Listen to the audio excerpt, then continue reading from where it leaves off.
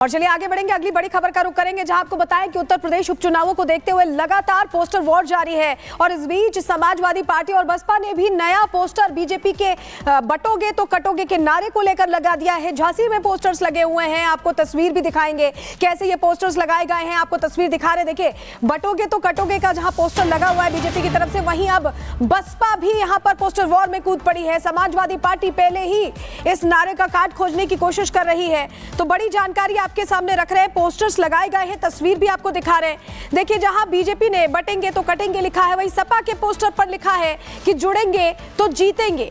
BSP ने लिखा है कि बीएसपी से जुड़ेंगे तो आगे बढ़ेंगे, सुरक्षित रहेंगे। तो ये अलग अलग पोस्टर्स लगातार लगाए जा रहे हैं उपचुनावों को देखते हुए। तस्वीर भी हम आपको दिखा रहे हैं। समाजवादी पार्टी पहले से ही जवाब देने की कोशिश कर रही थी, वहीं अब बसपा भी मैदान में कूद गई। तीन तस्वीरें आपके सामने जहां बीजेपी का ये जो नारा है ये सरदर्द बना हुआ है विपक्षियों के लिए, क्योंकि ये हर जगह लागू हो रहा है। झारखंड में जहां चुनाव है, जहां महाराष्ट्र में चुनाव, वहां भी तो लग रहे हैं पोस्टर्स। और ये उत्तर प्रदेश की तस्वीरें आपको झांसी की दिखा रहे हैं। समाजवादी पार्टी ने लगाया कि जुड़ेंगे तो जीतेंगे, वहीं बसपा ने भी लिखा है कि बीएसपी से जुड़ेंगे तो आगे बढ़ेंगे और सुरक्षित भी रहेंगे। तीन तस्वीरों के जरिए कैसे जीत को लेकर जोर आजमाइश चल रही है, ये तस्वीर में हम आपको दिखा रहे हैं। और सीधे रुख करते हैं सहयोगी अजय दुबे का, जुड़ रहे हमारे साथ ज्यादा जानकारी के साथ। अजय, जिस तरीके से उपचुनाव के लिए वोटिंग होनी है, धुआंधार प्रचार के साथ पोस्टर वॉर भी जारी है, और क्या जानकारी? बिल्कुल, बटेंगे तो कटेंगे, एक ऐसा पॉलिटिकल लाइन मुख्यमंत्री ने तय कर दिया है कि जिसके सामने जवाब देना मुश्किल समाजवादी पार्टी के लिए है। और यही कारण है कि हर दिन एक नए पोस्टर के संग नया तर्क रचने की कोशिश समाजवादी पार्टी कर रही है। और अब तो बहुजन समाजवादी पार्टी भी इस खेल में उतरती दिखाई दे रही है। मायावती ने अपने प्रेस कॉन्फ्रेंस में बटेंगे कटेंगे का जो काउंटर किया था, उसी चीज को लेकर पोस्टर लगाती लखनऊ में पुरानी जो महापौर की प्रत्याशी हैं, बसपा की नेता हैं, वो दिखाई दे रही है। समाजवादी पार्टी की तरफ से इस बार अली को भी याद किया गया है, बजरंग बली को भी याद किया गया है और कहा गया है कि पीडीए के चलते विपक्ष में जो पीडीए का जो चोला है उसे विपक्ष में भी खलबली की मस्ती जो है बनती दिखाई दे रही है। तो ये तमाम तस्वीरें राजनीतिक तौर पर देखने को मिल रही है और चुनावी प्रचार भी जोरदार जारी है। अखिलेश यादव आज रामपुर के पास पहुंचे हैं और लगातार उत्तर प्रदेश में चुनावी कैंपेन का जो सिलसिला है जोरदार तरीके से जारी है। बिल्कुल, बहुत बहुत शुक्रिया हमारे साथ जुड़ने के लिए अजय। तो देखिए किस तरीके से अजय दुबे जो हमें बता रहे थे, और क्योंकि पोस्टर वॉर जो है वो यूपी में लगातार चलती हुई नजर आ रही है। आगे बढ़ेंगे और महाराष्ट्र की सियासत से जुड़ी खबर देखेंगे। साधु के बेस में रहते हैं, अच्छे पॉलिटिशियंस बन गए हैं, गेरुआ कपड़े पहनते हैं, बीजेपी ने पैदा किया। बयान जो है मल्लिकार्जुन खड़गे का बयान ही संविधान विरोधी है। कांग्रेस की ताबूत की आखिरी कील साबित होगी। महाराष्ट्र विधानसभा चुनावों में महज 9 दिन बाकी है और जैसे जैसे वोटिंग की तारीख नजदीक आती जा रही है, यानी कि 20 नवंबर को वोटिंग हो रही है, उससे पहले सियासी पारा जो है वो चढ़ता हुआ महाराष्ट्र में नजर आ रहा है, क्योंकि बयानबाजी तीखी होती जा रही है और भी धारदार होती जा रही है। वहीं भगवा की एंट्री भी इसमें हो गई है, कैसे दिखाते हैं आपको।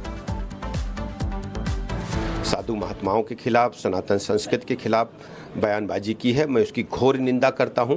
कांग्रेस पार्टी का पुराना इतिहास रहा है कि सनातन संस्कृति को चोट पहुंचाने वालों के खिलाफ, जिस ढंग से मैं कह सकता हूं मुगल आक्रांताओं ने भारत की सनातन व्यवस्था को छिन्न भिन्न करने का असफल प्रयास किया था, फिर भी सनातन धर्म, सनातन संस्कृति आज पूरी दुनिया को दिशा दिखाने का काम कर रही है। कांग्रेस पार्टी को इसके लिए माफ़ी मांगनी चाहिए और इस प्रकार की बयानबाजी को देश की जनता कभी स्वीकार नहीं करेगी। हम मल्लिकार्जुन खड़गे जी के बयान की निंदा करते हैं और वो जो 70 साल तक शासन किया हो, पिछड़ों को धोखा दिया, दलितों को धोखा दिया, मुसलमानों को धोखा दिया, और आज मुद्दों से हट करके बात कर रहे हैं। ये जब सत्ता में थे तो इन्होंने शिक्षा का ध्यान नहीं दिया, स्वच्छता पर ध्यान नहीं दिया कि देश में स्वच्छता कैसे हो, इलाज के लिए लोगों को, गरीबों को इलाज की व्यवस्था कैसे हो, किसानों को खाद बीज कैसे सुलभ हो, इस पे ध्यान नहीं दिया और बिना वजह की बयानबाजी करके चर्चा में बने रहने के लिए इस तरह के बयान दे रहे हैं। तो खड़गे के बयान को लेकर सियासी घमासान मचा हुआ है, जहां पे जो बीजेपी के सहयोगी दल है उनकी ओर से बयान की निंदा की जा रही है, तो वहीं बीजेपी की ओर से बयान को लेकर माफी मांगने की मांग भी की गई है। रिपोर्ट दिखाते हैं आपको।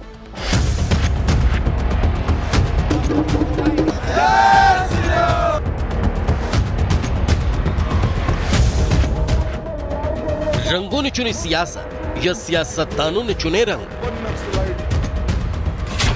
आज भी ये बड़ा सवाल है, क्योंकि वक्त के साथ सियासत के रंग तो बदले, लेकिन रंगों को लेकर सियासत नहीं बदल पाई।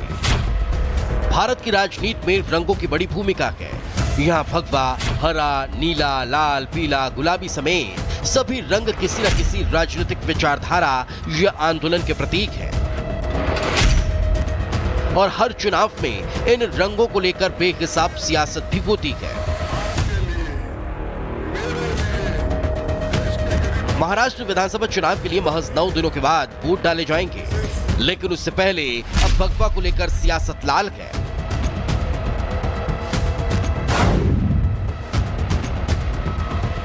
महाराष्ट्र चुनाव की लड़ाई अब भगवा तक आ पहुंची है। कांग्रेस अध्यक्ष मल्लिकार्जुन खड़गे ने भगवा के बहाने सीएम योगी पर निशाना साधा, जिसके बाद सियासत का रंग लाल हो गया। खड़गे ने भगवा रंग वालों को सियासत से दूर रहने की सलाह तक दे डाली।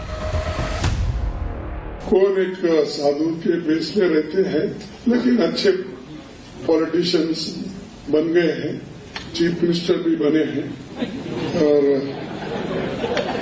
उनका गेरुआ कपड़े पहनते हैं और सर पे बाल भी नहीं रखते। तो ऐसे एक नेता है जो बीजेपी ने पैदा किए, ठीक है। कांग्रेस अध्यक्ष के इस बयान ने मानो जैसे मधुमक्खी के छत्ते में हाथ डालने का काम कर दिया हो। विश्व हिंदू परिषद के साथ साथ संत समाज ने भी खड़गे और कांग्रेस के खिलाफ मोर्चा खोल दिया। अयोध्या तपस्वी छावनी के महंत स्वामी परमहंस दास ने तो खड़गे के खिलाफ मानहानि का मुकदमा करने तक की बात कह डाली।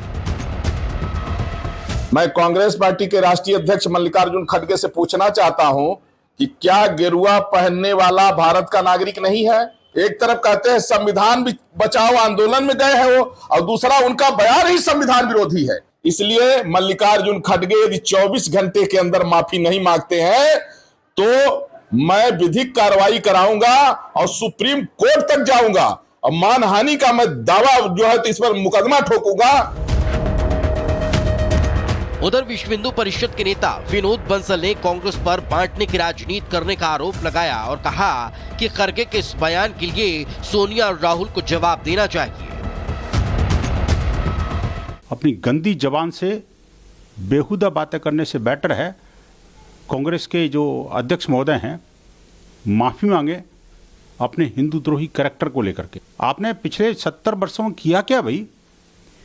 काटो बांटो छांटो, यही तो किया है। गेरुए से इतनी चिढ़ कि कहते हैं गेरुओं को आउट कर दो। इमीडिएटली कांग्रेस के नेतृत्व को, ये अध्यक्ष महोदय को और सोनिया और प्रियंका को सबको माफी मांगनी चाहिए कि जो इनके अध्यक्ष ने बयान दिया है ये पूज्य संतों का घोर अपमान है।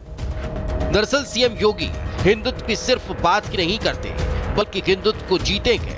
उनका हिंदुत्व कैसा है, उससे कौन सहमत है या असहमत, यह अलग मुद्दा है। पर सीएम योगी के नेतृत्व में भारतीय जनता